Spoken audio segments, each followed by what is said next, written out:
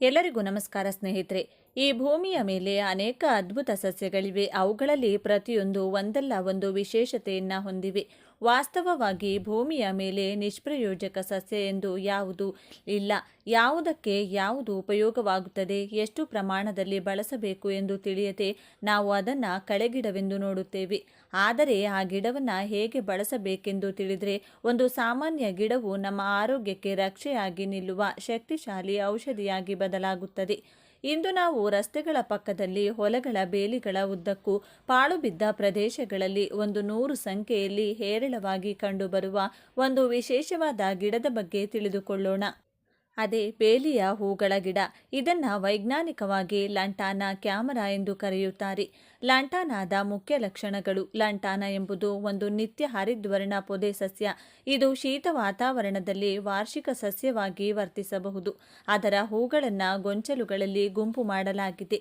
ಸಾಮಾನ್ಯವಾಗಿ ಹಳದಿ, ಗುಲಾಬಿ, ಕಿತ್ತಳೆ ಮತ್ತು ನೇರಳೆ ಬಣ್ಣಗಳಂಥ ರೋಮಾಂಚಕ ಬಣ್ಣಗಳ ಮಿಶ್ರಣವನ್ನು ಪ್ರಸ್ತುತಪಡಿಸುತ್ತದೆ. ಪ್ರತಿಯೊಂದು ಹೂ ಕೊಳವೆಯಾಕಾರವಾಗಿದ್ದು ಪರಾಗಸ್ಪರ್ಶಗಳಿಗೆ ಆಕರ್ಷಕ ಆಯ್ಕೆಯಾಗಿದೆ. ಇದರ ಎಲೆಗಳು ವಿಶಿಷ್ಟ ಪರಿಮಳ ಮತ್ತು ಅದರ ಕಣ್ಣುಗಳು ಹಸಿರಾಗಿರುವ ಮಕ್ಕಳು ಮತ್ತು ಸಾಕು ಪ್ರಾಣಿಗಳಿಗೆ ವಿಷಕಾರಿಯಾಗಬಹುದು. ಆಯುರ್ವೇದ ಶಾಸ್ತ್ರವು ಈ ಗಿಡ ಪ್ರತಿಯೊಂದು ಭಾಗವು, ಅದರ ಎಲೆಗಳು, ಹೂಗಳು, ಕಾಂಡ, ಬೇರುಗಳು ಎಲ್ಲವೂ ಯಾವುದೋ ಒಂದು ಔಷಧೀಯ ಗುಣವನ್ನು ಹೊಂದಿರುತ್ತದೆ ಎಂದು ಹೇಳುತ್ತವೆ. ಇದು ಕೇವಲ ಒಂದು ಕಳೆಗಿಡವಲ್ಲ, ಇದು ಅನೇಕ ಅದ್ಭುತ ಪ್ರಯೋಜನಗಳನ್ನು ನೀಡುವ ಒಂದು ಬಹುಮುಖಿ ಗಿಡ. ಈ ಅದ್ಭುತ ಸಸ್ಯವನ್ನು ಪ್ರದೇಶಕ್ಕೆ ಅನುಗುಣವಾಗಿ ಅದರ ವಿಶಿಷ್ಟ ಗುಣಲಕ್ಷಣಗಳ ಆಧಾರದ ಮೇಲೆ ವಿವಿಧ ಹೆಸರುಗಳಿಂದ ಕರೆಯಲಾಗುತ್ತದೆ. ಸುಂದರವಾದ ವರ್ಣರಂಜಿತ ಹೂವಿನ ಗೊಂಚಲುಗಳಿಂದಾಗಿ ಇದಕ್ಕೆ ನವರತ್ನಗಳ ಹೂಗಳೆಂಬ ಹೆಸರು ಬಂದಿದೆ. ಈ ಎಲ್ಲ ಹೆಸರುಗಳು ಈ ಸಸ್ಯದ ವಿಭಿನ್ನ ಗುಣಲಕ್ಷಣಗಳನ್ನು ಮತ್ತು ಜನರೊಂದಿಗೆ ಅದರ ಪರಿಚಯವನ್ನು ಸೂಚಿಸುತ್ತವೆ. ಇದು ವಾಸ್ತವವಾಗಿ ಇದು ಒಂದು ಪೊದೆ ಜಾತಿಯ ಸಸ್ಯ. ಇದು ನೆಲದಿಂದ ಅನೇಕ ಶಾಖೆಗಳಾಗಿ ಹರಡಿ ದಟ್ಟವಾಗಿ ಬೆಳೆಯುತ್ತದೆ. ಈ ಸಸ್ಯಗಳು ಹೊಲಗಳ ಸುತ್ತ ಬೇಲಿಯಂತೆ ಇದ್ದರೆ ಆ ಬೇಲಿಗಳಿಗೆ ಕೀಟಗಳ ಕಾಟ ಇರುವುದಿಲ್ಲ ಎಂದು ರೈತರು ಬಲವಾಗಿ ನಂಬುತ್ತಾರೆ. ಮತ್ತೆ ಈ ಸಸ್ಯದಿಂದ ಏನು ಮಾಡಿದರೆ ಲೆಕ್ಕವಿಲ್ಲದಷ್ಟು ಹಣ ಬರುತ್ತದೆ ಎಂಬುದನ್ನು ಈಗ ನಾವು ಈ ವಿಡಿಯೋದಲ್ಲಿ ವಿವರವಾಗಿ ತಿಳಿದುಕೊಳ್ಳೋಣ. ಅದಕ್ಕೂ ಮುಂಚೆ ನೀವಿನ್ನು ಚಾನಲ್ಗೆ ಸಬ್ಸ್ಕ್ರೈಬ್ ಆಗಿಲ್ಲ ಅಂದರೆ ಈಗಲೇ ಸಬ್ಸ್ಕ್ರೈಬ್ ಆಗಿ, ಹಾಗೆ ವಿಡಿಯೋಗೆ ಲೈಕ್ ಮಾಡಿ, ವಿಡಿಯೋ ಸ್ಕಿಪ್ ಮಾಡದೆ ಕೊನೆ ತನಕ ನೋಡಿ. ಹಾಗೆ ನಿಮ್ಮ ಜಿಲ್ಲೆ ಯಾವುದು ಅಂತ ಕಮೆಂಟ್ ಮಾಡಿ. ಚಿನ್ನಕ್ಕಿಂತಲೂ ಅಮೂಲ್ಯವಾದ ಈ ಸಸ್ಯವು ಎಲ್ಲಿ ಕಂಡರೂ ಅದನ್ನು ಬಿಡಬೇಡಿ. ಲೆಕ್ಕವಿಲ್ಲದಷ್ಟು ಸಂಪತ್ತು ಬರುತ್ತದೆ ಎಂದು ಪರಿಹಾರ ಶಾಸ್ತ್ರ ಹೇಳುತ್ತದೆ.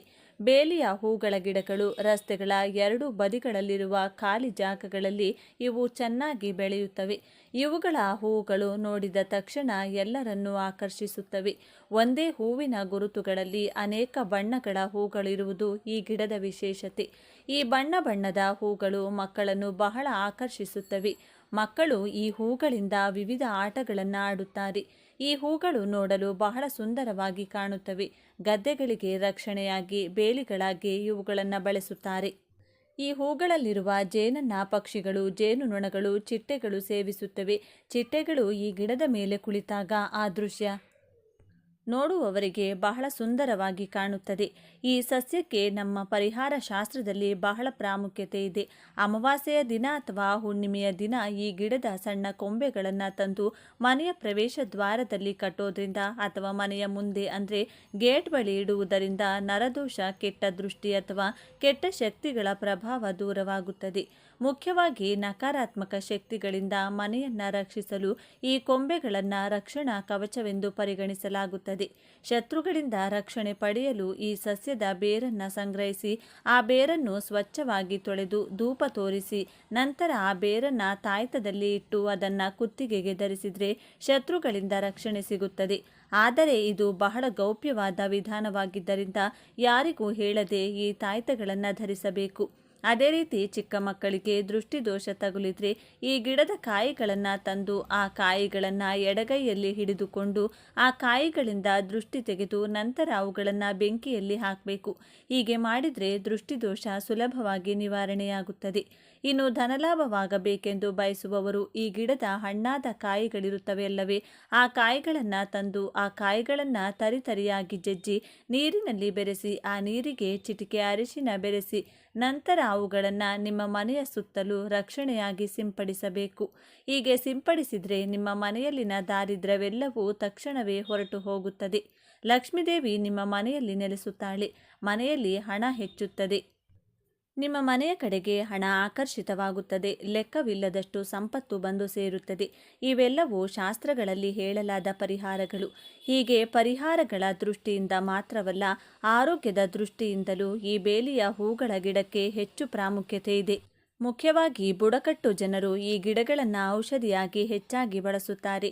ಈ ಎಲೆಗಳು ನಮ್ಮ ಮನೆಯಲ್ಲಿ ಸೊಳ್ಳೆಗಳನ್ನು ಓಡಿಸುವ ಗುಣವನ್ನು ಸಹ ಹೊಂದಿವೆ.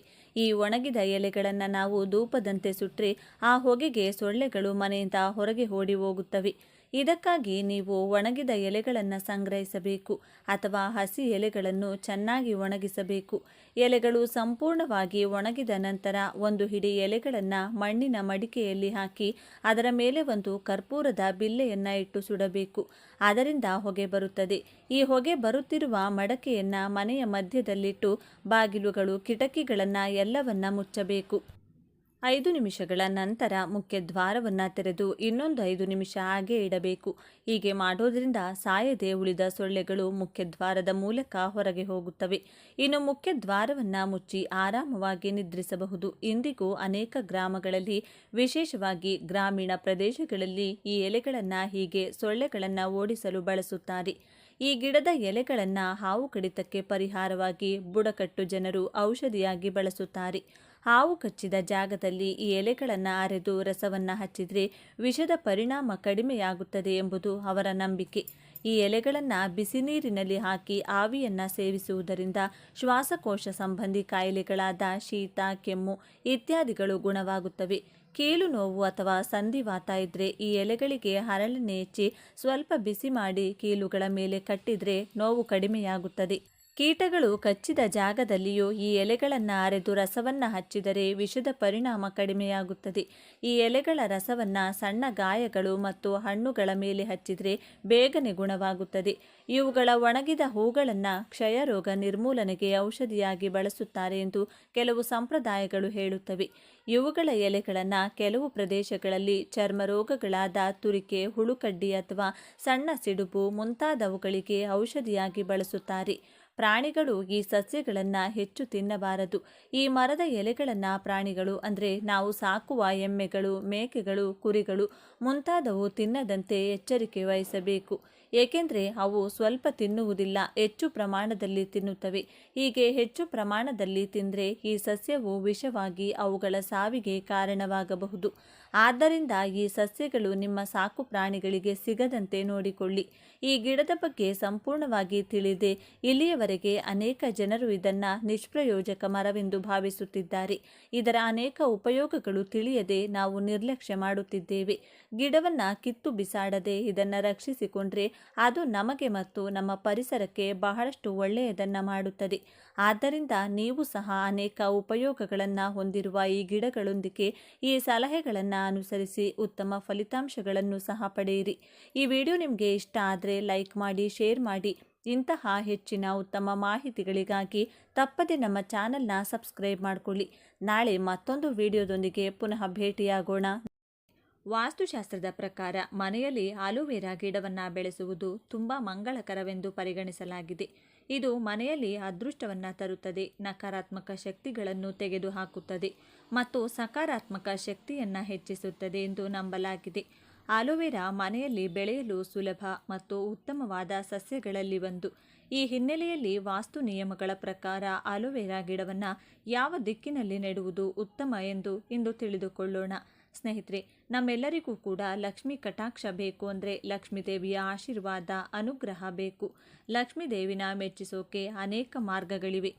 ಲಕ್ಷ್ಮೀದೇವಿಗೆ ಕೆಲವು ಗಿಡಗಳು ಅಂದರೆ ತುಂಬಾ ಇಷ್ಟ. ಅದರಲ್ಲಿ ಮೊದಲನೆಯದು ತುಳಸಿ, ಎರಡನೆಯದು ಆಲೋವೆರಾ. ಈಗ ನಾವು ಈಗಾಗಲೇ ಹಲವಾರು ವಿಡಿಯೋಗಳಲ್ಲಿ ತುಳಸಿ ಗಿಡದ ಪೂಜೆ ಮಾಡೋದು ಹೇಗೆ, ತುಳಸಿ ಗಿಡಕ್ಕೆ ಸಂಬಂಧಪಟ್ಟ ಎಷ್ಟೋ ವಿಷಯಗಳನ್ನು ಹಂಚಿಕೊಂಡಿದ್ದೀವಿ. ಈ ವಿಡಿಯೋದಲ್ಲಿ ಆಲೋವೆರಾ ಗಿಡದಿಂದ ಏನು ಮಾಡಿದರೆ ಲಕ್ಷ್ಮೀದೇವಿಗೆ ಇಷ್ಟ ಆಗುತ್ತೆ ಅನ್ನೋದನ್ನು ನೋಡೋಣ. ಆದರೆ ಅದಕ್ಕೂ ಮುಂಚೆ ನೀವಿನ್ನು ನಮ್ಮ ಚಾನಲ್ನ ಸಬ್ಸ್ಕ್ರೈಬ್ ಮಾಡ್ಕೊಂಡಿಲ್ಲ ಅಂದರೆ ಖಂಡಿತ ಈಗಲೇ ಸಬ್ಸ್ಕ್ರೈಬ್ ಮಾಡ್ಕೊಳ್ಳಿ. ಹಾಗೆ ಈ ವಿಡಿಯೋ ಇಷ್ಟ ಆದರೆ ಮರೆಯದೆ ಒಂದು ಲೈಕ್ ಕೊಡಿ. ಎಲ್ಲರೂ ಭಕ್ತಿಯಿಂದ ಓಂ ಶ್ರೀ ಮಹಾಲಕ್ಷ್ಮಿ ನಮಃ ಅಂತ ಕಮೆಂಟ್ ಮಾಡಿ. ಸ್ನೇಹಿತರೆ, ಎಲ್ಲ ಗಿಡಗಳಲ್ಲೂ ಕೂಡ ಆಲೋವೆರಾ ಗಿಡಕ್ಕೆ ಜಾಸ್ತಿ ಶಕ್ತಿ ಇರುತ್ತದೆ. ಯಾವ ಮನೆಯಲ್ಲಿ ಆಲೋವೆರಾ ಗಿಡ ಇರುತ್ತೋ ಆ ಮನೆಯಲ್ಲಿ ಮುಕ್ಕೋಟಿ ದೇವತೆಗಳು ವಾಸ ಇರ್ತಾರೆ. ಒಂದು ಮಾತಲ್ಲಿ ಹೇಳಬೇಕು ಅಂದರೆ ಮುಕ್ಕೋಟಿ ದೇವತೆಗಳು ನಿಮ್ಮ ಮನೆಯಲ್ಲಿ ಸ್ಥಿರ ನಿವಾಸ ಹೂಡಬೇಕು ಅಂದರೆ ಖಂಡಿತವಾಗಿಯೂ ನಿಮ್ಮ ಮನೆಯಲ್ಲಿ ಆಲೋವೆರಾ ಗಿಡ ಇರಲೇಬೇಕು. ಮನೆಯಲ್ಲಿ ಆಲೋವೆರಾ ಗಿಡ ನೆಡುವಾಗ ಕೆಲವು ವಿಷಯಗಳನ್ನು ನೋಡಿಕೊಳ್ಳೋದು ಮುಖ್ಯ. ಈ ಸಸ್ಯವನ್ನು ಬೆಳೆಸುವುದರಿಂದ ಜೀವನದ ಕಷ್ಟಗಳಿಂದ ಪರಿಹಾರ ದೊರೆಯುತ್ತದೆ. ಆಲೋವೆರಾ ಗಿಡವಿರುವ ಮನೆಯಲ್ಲಿ ಪ್ರೀತಿ, ಸಂತೋಷ, ಸಂಪತ್ತು ಮತ್ತು ಪ್ರತಿಷ್ಠೆ ಹೆಚ್ಚಾಗುತ್ತದೆ ಎಂದು ವಾಸ್ತುಶಾಸ್ತ್ರ ಹೇಳುತ್ತದೆ. ಈ ಆಲೋವೆರಾ ಗಿಡದ ಎಲೆಗಳಲ್ಲಿ ಲಕ್ಷ್ಮೀದೇವಿ ವಾಸ ಇರ್ತಾಳೆ. ಆದರೆ ಆಲೋವೆರಾ ಗಿಡ ಮನೆಯಲ್ಲಿ ಬೆಳೆಸುವವರು ಒಂದು ಮಾತನ್ನು ಮಾತ್ರ ನೆನಪಿಟ್ಟುಕೊಳ್ಳಬೇಕು. ಮನೆಯಲ್ಲಿ ಸರಿಯಾದ ದಿಕ್ಕಿನಲ್ಲಿ ಆಲೋವೆರಾ ಗಿಡವನ್ನು ನೆಡೋದ್ರಿಂದ ಲಕ್ಷ್ಮೀದೇವಿಯ ಆಶೀರ್ವಾದ ಯಾವಾಗಲೂ ಆ ಮನೆಯ ಮೇಲೆ ಇರುತ್ತದೆ. ಸಂಪತ್ತಿಗೆ ಕೊರತೆ ಇರುವುದಿಲ್ಲ. ಈ ಗಿಡ ಯಾರ ಮನೆಯಲ್ಲಿದ್ದರೂ ಅವರ ಕುಟುಂಬದ ಸದಸ್ಯರು ಸಂತೋಷ ಪಡುತ್ತಾರೆ. ಸಮಾಜದಲ್ಲಿ ಖ್ಯಾತಿ ಮತ್ತು ಪ್ರತಿಷ್ಠೆ ಹೆಚ್ಚಾಗುತ್ತದೆ. ಆಲೋವೆರಾ ನೆಡಲು ಪೂರ್ವ ದಿಕ್ಕು ಉತ್ತಮ. ಈ ದಿಕ್ಕಿನಲ್ಲಿ ಆಲೋವೆರಾ ಗಿಡವಿದ್ದರೆ ಮಾನಸಿಕ ಶಾಂತಿ ಇರುತ್ತದೆ. ಮನೆಯ ಉತ್ತರ ಅಥವಾ ಪೂರ್ವ ದಿಕ್ಕಿನಲ್ಲಿ ಆಲೋವೆರಾ ಬೆಳೆಸುವುದರಿಂದ ಸಕಾರಾತ್ಮಕ ಶಕ್ತಿ ಬರುತ್ತದೆ. ಯಾವುದೇ ಆರೋಗ್ಯ ಸಮಸ್ಯೆಗಳು ನಿವಾರಣೆಯಾಗುತ್ತವೆ. ಆಲೋವೆರಾ ಗಿಡವನ್ನು ಆಗ್ನೇಯ ದಿಕ್ಕಿನಲ್ಲಿಯೂ ಬೆಳೆಸಬಹುದು. ಈ ದಿಕ್ಕಿನಲ್ಲಿ ಆಲೋವೆರಾ ಇಡುವುದರಿಂದ ಆದಾಯ ಹೆಚ್ಚಾಗುತ್ತದೆ. ಯಾರಾದರೂ ತಮ್ಮ ಕೆಲಸದಲ್ಲಿ ಪ್ರಗತಿಯನ್ನು ಬಯಸಿದರೆ ಮನೆಯ ಪಶ್ಚಿಮ ಭಾಗದಲ್ಲಿ ಈ ಗಿಡವನ್ನು ನೆಡಿ. ತಪ್ಪಾಗಿ ಸಹ ಆಲೋವೆರಾ ಸಸ್ಯವನ್ನು ವಾಯುವ್ಯ ದಿಕ್ಕಿನಲ್ಲಿಡಬೇಡಿ. ಇದರಿಂದ ವಿವಿಧ ಸಮಸ್ಯೆಗಳು ಉದ್ಭವಿಸುತ್ತವೆ. ವಾಸ್ತು ಪ್ರಕಾರ ಈ ದಿಕ್ಕು ಆರ್ಥಿಕ ಸಮಸ್ಯೆಗಳನ್ನು ಉಂಟು ಮಾಡುತ್ತದೆ. ನೀವು ಕಠಿಣ ಸಂದರ್ಭಗಳನ್ನು ಎದುರಿಸಬೇಕಾಗುತ್ತದೆ. ಅಶುಭ ಫಲಿತಾಂಶಗಳನ್ನು ನೀಡುತ್ತದೆ. ಪ್ರತಿಕೂಲ ಸನ್ನಿವೇಶಗಳನ್ನು ಆಹ್ವಾನಿಸುತ್ತದೆ. ಮನೆಯಲ್ಲಿ ಆಲೋವೆರಾ ಇಟ್ಟುಕೊಳ್ಳೋದು ಆರೋಗ್ಯಕ್ಕೆ ಒಳ್ಳೆಯದು. ಆರೋಗ್ಯ ಸಮಸ್ಯೆಗಳಿಂದ ಬಳಲುತ್ತಿರುವವರು ಇದನ್ನು ಮಲಗುವ ಕೋಣೆಯಲ್ಲಿಡಬಹುದು. ಬಾಲ್ಕನಿ ಅಥವಾ ಉದ್ಯಾನದ ಮೇಲೆ ಇರಿಸಿದರೆ ನಕಾರಾತ್ಮಕ ಶಕ್ತಿಗಳು ಮನೆಗೆ ಪ್ರವೇಶಿಸುವುದಿಲ್ಲ. ಆದ್ದರಿಂದ ಆಲೋವೆರಾ ಗಿಡವನ್ನು ಬೆಳೆಸುವಾಗ ವಾಸ್ತು ನಿಯಮಗಳನ್ನು ಪಾಲಿಸಬೇಕು ಮತ್ತು ಸರಿಯಾದ ದಿಕ್ಕನ್ನು ಆರಿಸಿಕೊಳ್ಳಬೇಕು. ಇನ್ನು ನೀವು ಆಲೋವೆರಾ ಗಿಡದಿಂದ ಫ್ರೆಶ್ ಆಗಿ ಜೆಲ್ ತೆಗೆದು ಅದನ್ನು ಲಕ್ಷ್ಮೀದೇವಿಗೆ ನೈವೇದ್ಯವಾಗಿ ಸಮರ್ಪಿಸಿ. ಅದರ ನಂತರ ಆ ಜೆಲ್ಲನ್ನು ನೀವು ಸ್ನಾನ ಮಾಡುವ ನೀರಲ್ಲಿ ಮಿಕ್ಸ್ ಮಾಡಿಕೊಂಡು ಸ್ನಾನ ಮಾಡಿಕೊಂಡ್ರೆ ನಿಮ್ಮ ಮೈಯಲ್ಲಿರುವಂಥ ಎಲ್ಲ ದರಿದ್ರ ದೋಷ ನಿವಾರಣೆಯಾಗುತ್ತೆ. ಅಷ್ಟದರಿದ್ರ ಹೋಗಿ ಅಷ್ಟೈಶ್ವರ್ಯ ಪ್ರಾಪ್ತಿಯಾಗೋಕ್ಕೆ ಶುರುವಾಗುತ್ತದೆ. ಈ ಆಲೋವೆರಾ ಜೆಲ್ಲನ್ನು ಮಾರನೇ ದಿನ ಬೆಳಿಗ್ಗೆ ನೀವು ಸ್ನಾನ ಮಾಡುವಾಗ ನೀರಲ್ಲಿ ಮಿಕ್ಸ್ ಮಾಡಿಕೊಂಡು ಸ್ನಾನ ಮಾಡಿಕೊಳ್ಳಿ. ಈ ರೀತಿ ಮಾಡೋದ್ರಿಂದ ಆರ್ಥಿಕ ಸಮಸ್ಯೆಗಳೆಲ್ಲ ನಿವಾರಣೆಯಾಗುತ್ತದೆ. ಸಾಲದ ಬಾಧೆ ನಿವಾರಣೆಯಾಗುತ್ತದೆ. ಅಷ್ಟದರಿದ್ರ ಹೊರಟು ಹೋಗುತ್ತದೆ. ಅಷ್ಟೈಶ್ವರ್ಯ ನಿಮ್ಮದಾಗುತ್ತದೆ. ಇನ್ನು ನರದೃಷ್ಟಿ, ಕಣ್ಣು ದೃಷ್ಟಿ, ಭಯಾನಕ ದೋಷಗಳು, ಮನೆಯಲ್ಲಿರುವಂತಹ ನೆಗೆಟಿವ್ ಎನರ್ಜಿ, ಮೈಯಲ್ಲಿರುವಂತಹ ನೆಗೆಟಿವ್ ಎನರ್ಜಿ, ಹಾಗೆ ನೀವು ಯಾವುದೇ ಕೆಲಸಕ್ಕೆ ಕೈ ಹಾಕಿದ್ರೂ ಅದರಲ್ಲಿ ಸಕ್ಸಸ್ ಆಗಬೇಕು ಅಂದರೆ ಬೆಳಿಗ್ಗೆ 6ರಿಂದ 7 ಗಂಟೆ ಮಧ್ಯದಲ್ಲಿ ಈ ಟೈಮಲ್ಲಿ ಒಂದು ಚಿಕ್ಕ ಆಲೋವೆರಾ ಗಿಡ ತಗೊಂಡು ಅದನ್ನು ತಲೆ ಕೆಳಗಾಗಿ ಅಂದರೆ ಬೇರು ಮೇಲೆ ಬರಬೇಕು, ಎಲೆಗಳು ಕೆಳಗಡೆ ಬರಬೇಕು. ಈ ರೀತಿ ತಲೆ ಕೆಳಗಾಗಿ ಆಲೋವೆರಾ ಗಿಡವನ್ನು ನಿಮ್ಮ ಮೇನ್ ಡೋರ್ಗೆ ನೇತಾಕಿ. ಯಾವ ರೀತಿ ಈ ಆಲೋವೆರಾನ ಕಟ್ಟಬೇಕು ಅಂದರೆ ಮನೆ ಹೊರಗಿನಿಂದ ನೀವು ಒಳಗಡೆ ಬರುವಾಗ ಅಥವಾ ಒಳಗಡೆಯಿಂದ ಹೊರಗಡೆ ಹೋಗುವಾಗ ಆಲೋವೆರಾ ಗಿಡದ ಎಲೆ ಒಂದು ಚೂರಾದರೂ ನಿಮ್ಮ ತಲೆಗೆ ತಾಕುವಷ್ಟು ಕೆಳಗಡೆ ಈ ಗಿಡವನ್ನು ಕಟ್ಟಿರಬೇಕು. ಎಲ್ಲೋ ಮೇಲೆ ಕಟ್ಟಿದರೆ ಇದು ಪ್ರಯೋಜನವಾಗುವುದಿಲ್ಲ. ಇದಕ್ಕೆ ಕಾರಣ ಏನಂದರೆ ಯಾವಾಗಲೂ ಕೂಡ ನಮ್ಮ ಮೈ ಮೇಲೆ ಶನಿ ಪ್ರಭಾವ ಅನ್ನೋದು ತಲೆ ಕೂದಲಿನಲ್ಲಿ ಅಧಿಕವಾಗಿರುತ್ತದೆ. ಇದರಿಂದಾನೇ ತಲೆ ಕೂದಲು ಮನೆಯಲ್ಲಿ ಬಿದ್ದರೆ ದರಿದ್ರ ಬರುತ್ತೆ, ತಲೆ ಕೂದಲು ತುಳಿದರೆ ಶನಿ ದೋಷ ಬರುತ್ತೆ ಅಂತೆಲ್ಲ ಹೇಳೋದು. ಈ ಆಲೋವೆರಾ ಗಿಡದ ಎಲೆ ನಮ್ಮ ತಲೆಗೆ ತಾಕೋದ್ರಿಂದ ಶನಿಗೆ ಸಂಬಂಧಪಟ್ಟ ಎಲ್ಲ ದೋಷಗಳು ಅಂದರೆ ಶನಿ ದೋಷ, ಶನಿ ಪೀಡೆ ಇವೆಲ್ಲ ಕೂಡ ಹೊರಟು ಹೋಗುತ್ತೆ ಅಂತ ಪಂಡಿತರು ಹೇಳ್ತಾರೆ. ಪ್ರತಿದಿನ ನೀವು ಮನೆಯಿಂದ ಹೊರಗೆ ಹೋಗುವಾಗ, ಹೊರಗಡೆಯಿಂದ ಮನೆಗೆ ಬರುವಾಗ ಈ ಆಲೋವೆರಾ ಗಿಡದ ಎಲೆ ನಿಮ್ಮ ಕೂದಲಿಗೆ ತಾಕ್ತಾ ಇದ್ದರೆ ನಿಮ್ಮ ಮನೆ ಒಳಗಿರುವಂಥ ಸಕಾರಾತ್ಮಕ ಶಕ್ತಿ ಅಂದರೆ ಪಾಸಿಟಿವ್ ಎನರ್ಜಿ ಹೊರಗಡೆ ಹೋಗದೇ ಇರೋ ಥರ ಈ ಆಲೋವೆರಾ ಗಿಡ ತಡೆಯುತ್ತದೆ. ಅದೇ ರೀತಿ ಹೊರಗಡೆಯಿಂದ ನೀವು ಮನೆ ಒಳಗಡೆ ಬರುವಾಗ ಹೊರಗಡೆ ಇರುವಂತಹ ದುಷ್ಟಶಕ್ತಿಗಳು, ಕೆಟ್ಟ ಶಕ್ತಿಗಳು, ದೃಷ್ಟಿದೋಷ ಇದೆಲ್ಲ ಕೂಡ ಮನೆ ಒಳಗಡೆ ಬರೋದಕ್ಕೆ ಆಗಲ್ಲ. ಈ ಆಲೋವೆರಾ ಗಿಡ ಅದನ್ನು ಹೊರಗಡೆ ಕಳಿಸಿಬಿಡುತ್ತೆ. ಬಾಗಿಲಿಗೆ ಕಟ್ಟಿರುವಂಥ ಆಲೋವೆರಾ ಗಿಡ ಒಣಗೋದ್ರೆ ಮತ್ತೆ ಮಂಗಳವಾರ ಬೆಳಿಗ್ಗೆ 6ರಿಂದ 7 ಗಂಟೆ ಮಧ್ಯದಲ್ಲಿ ಬೇರೆ ಗಿಡವನ್ನು ಚೇಂಜ್ ಮಾಡಿಕೊಳ್ಳಿ. ಇನ್ನು ಆಲೋವೆರಾ ಒಂದು ಅದ್ಭುತ ಗಿಡ. ನೋಡಲು ಸುಂದರವಾಗಿ ಕಾಣುವ ಈ ಗಿಡ ಕಡಿಮೆ ನಿರ್ವಹಣೆಯನ್ನು ನಿಮ್ಮಿಂದ ನಿರೀಕ್ಷೆ ಮಾಡುತ್ತೆ ಮತ್ತು ಹೆಚ್ಚಿನ ಬಗೆಯ ಪ್ರಯೋಜನಗಳನ್ನು ನಮಗೆ ಕೊಡುತ್ತೆ. ನಿಮಗೆ ಗೊತ್ತಿರುವ ಹಾಗೆ ಇದೊಂದು ಸೌಂದರ್ಯವರ್ಧಕವಾಗಿ ಕೆಲಸ ಮಾಡುತ್ತದೆ ಎನ್ನುವುದರಲ್ಲಿ ಯಾವುದೇ ಅನುಮಾನವಿಲ್ಲ. ಒಂದು ವೇಳೆ ಮನೆಯಲ್ಲಿ ಅಥವಾ ಮನೆಯ ಟೆರೆಸ್ನಲ್ಲಿ ನೀವು ಆಲೋವೆರಾ ಬೆಳೆಯಬೇಕು ಅಂದ್ಕೊಂಡ್ರೆ ಇಲ್ಲಿದೆ ನಿಮಗಾಗಿ ವಿಶೇಷ ಉಪಯೋಗಗಳು. ಇವುಗಳನ್ನು ಅನುಸರಿಸಿ ಸುಂದರವಾದ ಮತ್ತು ದೊಡ್ಡದಾದ ಆಲೋವೆರಾ ಗಿಡವನ್ನು ಬೆಳೆಯಬಹುದು. ಬೆಳೆಯಲು ನೀವು ಪಾಟ್ ಆಯ್ಕೆ ಮಾಡಿ. ನೀವು ಮೊದಲ ಬಾರಿಗೆ ಆಲೋವೆರಾ ಬೆಳೀತಿದ್ದೀರಿ ಎಂದಾದರೆ ಪಾಟ್ ಆಯ್ಕೆ ಬಹಳ ಮುಖ್ಯವಾಗುತ್ತದೆ. ಆಲೋವೆರಾದ ಬೇರುಗಳು ತುಂಬ ಚಿಕ್ಕದಿರುತ್ತವೆ ಮತ್ತು ಉದ್ದವಾಗಿ ಬೆಳೆಯುವುದಿಲ್ಲ. ಹೀಗಾಗಿ ನೀವು ಉದ್ದವಾದ ಪಾಟ್ ಆಯ್ಕೆ ಮಾಡುವ ಬದಲು ಸ್ವಲ್ಪ ಅಗಲವಾದ ಪಾಟ್ ಆಯ್ಕೆ ಮಾಡೋದ್ರಿಂದ ಆಲೋವೆರಾದ ಎಲೆಗಳು ಹರಡಿಕೊಳ್ಳಲು ಅನುಕೂಲವಾಗುತ್ತದೆ. ಮಣ್ಣಿನ ಅಗತ್ಯತೆ. ಪಾಟ್ ಆಯ್ಕೆ ಮಾಡಿದ ನಂತರದಲ್ಲಿ ನಿಮ್ಮ ಆಲೋವೆರಾ ಗಿಡ ಚೆನ್ನಾಗಿ ಬೆಳೆಯಬೇಕು ಅಂದರೆ ಅದಕ್ಕೆ ತೋಟದ ಮಣ್ಣು, ಸ್ವಲ್ಪ ಬೇವು ಗೊಬ್ಬರ, ವರ್ಮಿ ಕಾಂಪೋಸ್ಟ್, ಕೋಕೋಫೀಟ್ ಮತ್ತು ಸಾವಯವ ಗೊಬ್ಬರವನ್ನು ಮಿಕ್ಸ್ ಮಾಡಿ ಹಾಕಿ. ಇದರಿಂದ ಗಿಡದ ಗುಣಮಟ್ಟ ಕ್ರಮೇಣವಾಗಿ ಅಭಿವೃದ್ಧಿಯಾಗುತ್ತದೆ. ಸೂರ್ಯನ ಬಿಸಿಲು ಅಗತ್ಯ. ಆಲೋವೆರಾ ಗಿಡ ಸಾಮಾನ್ಯವಾಗಿ ಸೂರ್ಯನ ಬಿಸಿಲಿನಲ್ಲಿ ಚೆನ್ನಾಗಿ ಬರುತ್ತದೆ ಎಂದು ಹೇಳುತ್ತಾರೆ. ಎಲೆಗಳು ದಪ್ಪ ಇರೋದ್ರಿಂದ ಇದಕ್ಕೆ ಸೂರ್ಯನ ಬಿಸಿಲು ಬಹಳ ಅಗತ್ಯ. ಎಷ್ಟು ಪ್ರಮಾಣದಲ್ಲಿ ಬಿಸಿಲು ಬೀಳುತ್ತದೆ ಅಷ್ಟು ಚೆನ್ನಾಗಿ ಗಿಡ ಬರುತ್ತದೆ. ಸೂರ್ಯನ ನೇರವಾದ ಬಿಸಿಲು ಗಿಡದ ಮೇಲೆ ಬೀಳುವಂತೆ ಆಲೋವೆರಾ ಪಾಟ್ ಇರಿಸಿ. ನೀರಿನ ಅವಶ್ಯಕತೆ. ಅನುಭವಿಗಳು ಹೇಳುವ ಹಾಗೆ ಆಲೋವೆರಾ ಗಿಡಕ್ಕೆ ಹೆಚ್ಚಿನ ನೀರಿನ ಅಗತ್ಯವಿರುವುದಿಲ್ಲ. ಹಾಗಾಗಿ ನಾವು ಮೇಲೆ ಇದಕ್ಕೆ ಕಡಿಮೆ ನಿರ್ವಹಣೆ ಅಗತ್ಯವಿದೆ ಎಂದು ಹೇಳಿದ್ದು. ಹೀಗಾಗಿ ಕುಂಡದಲ್ಲಿ ನೀರಿನ ಅಂಶ ಸಂಪೂರ್ಣವಾಗಿ ಒಣಗಿ ಹೋಗುವವರೆಗೂ ಕಾಯ್ದು ಆ ನಂತರ ಮತ್ತೆ ನೀರು ಹಾಕಿ. ಕತ್ತರಿಸಿದರೆ ಚೆನ್ನಾಗಿ ಬೆಳೆಯುತ್ತದೆ. ಮೊದಲ ಬಾರಿಗೆ ನೀವು ಆಲೋವೆರಾ ಬೆಳೆಯುತ್ತಿದ್ರೆ ಅದನ್ನು ಆಗಾಗ ಕಟ್ ಮಾಡಿ. ಚೆನ್ನಾಗಿ ಬೆಳೆದಿರುವ ಆಲೋವೆರಾ ಗಿಡದ ಬಳಿ ಇರುವಂಥ ಸಣ್ಣ ಸಣ್ಣ ಗಿಡಗಳನ್ನು ಬೇರು ಸಮೇತ ತಂದು ಮನೆಯಲ್ಲಿ ಮೇಲೆ ಹೇಳಿದ ಹಾಗೆ ಮಣ್ಣಿನ ಮಿಶ್ರಣ ಮಾಡಿ ಬೆಳೆಸಬಹುದು. ತಾಪಮಾನದ ಮಿತಿ ಇರಲಿ. ಆಲೋವೆರಾ ಗಿಡ ಯಾವಾಗಲೂ ಒಂದು ಮಿತವಾದ ತಾಪಮಾನವನ್ನು ಬೆಳೆಯಲು ಬಯಸುತ್ತದೆ. ಅಂದರೆ ಹೊರಗಿನ ಬಿಸಿಲಿನ ತಾಪಮಾನ 30 ಡಿಗ್ರಿಗಿಂತ ಹೆಚ್ಚಿರಬಾರದು. ಇದರಿಂದ ಎಲೆಗಳು ಹಳದಿ ಬಣ್ಣಕ್ಕೆ ತಿರುಗುತ್ತವೆ ಮತ್ತು ಒಳಗಿನ ಜೆಲ್ ಹೊರಗೆ ಬರುತ್ತದೆ. ಹೀಗಾಗಿ ಅತಿಯಾದ ಬಿಸಿಲಿನ ಕಿರಣಗಳು ಆಲೋವೆರಾ ಗಿಡವನ್ನು ತಾಗದಂತೆ ರಕ್ಷಿಸಿ. ದೊಡ್ಡದಾದ ಮೇಲೆ ನೀವು ಬೆಳೆಸುತ್ತಿರುವ ಆಲೋವೆರಾ ಗಿಡವನ್ನು ನೀವು ಆಗಾಗ ಪಾಟ್ ಬದಲಿಸುವ ಅವಶ್ಯಕತೆ ಇಲ್ಲ. ಒಂದು ವೇಳೆ ಗಿಡ ದೊಡ್ಡದಾದಂತೆ ಅದರ ಬೇರುಗಳು ತಳಭಾಗ ತಾಗಿದಂತೆ ನೀವು ದೊಡ್ಡ ಪಾಟ್ ಆಯ್ಕೆ ಮಾಡಿ ಅದಕ್ಕೆ ನಿಮ್ಮ ಗಿಡವನ್ನು ವರ್ಗಾಯಿಸಬಹುದು. ವರ್ಗಾವಣೆಯ ಟಿಪ್ಸ್. ಆಲೋವೆರಾ ಗಿಡವನ್ನು ಒಂದು ಪಾಟ್ನಿಂದ ಇನ್ನೊಂದು ಪಾಟ್ಗೆ ಬದಲಿಸುತ್ತಿದ್ದೀರಿ ಅಂದರೆ ಪಾಟ್ ಹಂಚುಗಳಲ್ಲಿ ಮೊದಲಿಗೆ ಮಣ್ಣನ್ನು ಸಡಿಲ ಮಾಡಿ. ಇದಕ್ಕೆ ತಕ್ಕನಾದ ಸಲಕರಣೆ ನಿಮ್ಮ ಬಳಿ ಇರಬೇಕು. ಮಣ್ಣಿಗೂ ಪಾಟ್ಗೂ ಜಾಗ ಸಿಕ್ಕಿದ ನಂತರದಲ್ಲಿ ಅದನ್ನು ನಿಧಾನವಾಗಿ ಹೊಸ ಪಾಟ್ಗೆ ಬದಲಿಸಬಹುದು. ಹಳೆಯ ಎಲೆಗಳನ್ನು ಕತ್ತರಿಸುವುದು. ಯಾವಾಗ ಆಲೋವೆರಾ ಬೆಳೆದು ದೊಡ್ಡದಾಗಿ ಎಲೆಗಳು ಹಳದಿ ಬಣ್ಣಕ್ಕೆ ತಿರುಗುತ್ತವೆ ಅಂತಹ ಎಲೆಗಳನ್ನು ಒಂದು ಶುದ್ಧವಾದ ಚಾಕು ತೆಗೆದುಕೊಂಡು ತಳದಲ್ಲಿ ಕತ್ತರಿಸಿ. ಇದರಿಂದ ಹೊಸ ಆಲೋವೆರಾ ಎಲೆಗಳು ಬರಲು ಅನುಕೂಲವಾಗುತ್ತದೆ. ಯಾವಾಗ ಕತ್ತರಿಸಬೇಕು? ನೀವು ಆಲೋವೆರಾವನ್ನು ಒಂದು ವೇಳೆ ಅದರ ಜೆಲ್ಗಾಗಿ ಬೆಳೆಸುತ್ತಿದ್ದೀರಿ ಅಂದರೆ ಗಿಡ ಚೆನ್ನಾಗಿ ಅಗಲವಾಗಿ ಬರಲು ಅನುಕೂಲ ಮಾಡಿಕೊಡಿ. ಕತ್ತರಿಸುವ ಸಂದರ್ಭದಲ್ಲಿ ಬೇರಿನ ಬಳಿ ಕತ್ತರಿಸಿ.